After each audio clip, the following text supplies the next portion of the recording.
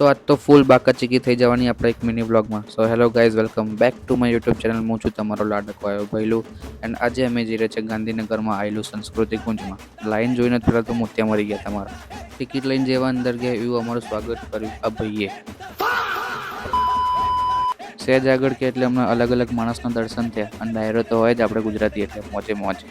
આગળ ગયા ત્યારે થોડું હજી જોયું. આ બચપનની બધી યાદો હું બહુ લેતી હતો ભાઈ.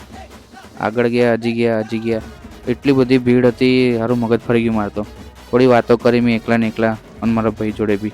અમે બે થોડી મસ્તી કરી. આગળ ગયા હજી કંટાળો તો એવો આવ્યો હતો ને એટલામાં જ આ ભાઈ દેખાઈ ગયા.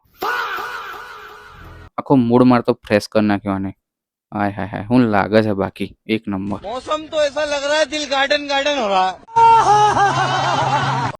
પછી આપણા હાથમાં આવી ગયું માઇક એટલે આપણે તો ગાંઠીએ જ નહીં. એટલે બધાને એક જ સવાલ પૂછી લીધો મેં હસીને કે આપકે ટૂથપેસ્ટ में नमक है. બધાએ ના પાડી દીધી મને તો.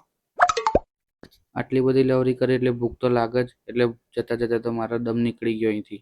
ભીડ જ નથી પતી રહી એટલામાં મને ભાઈ મળી ગયો પીપોડી વાળો. પછી સૌથી પહેલા મેં લીધું કુલર પીઝા. આ પૂરું કર્યું. પછી આઈસ્ક્રીમ જોવા ગયા પણ ઈચ્છા ના થઈ મારે તો ખાવાની.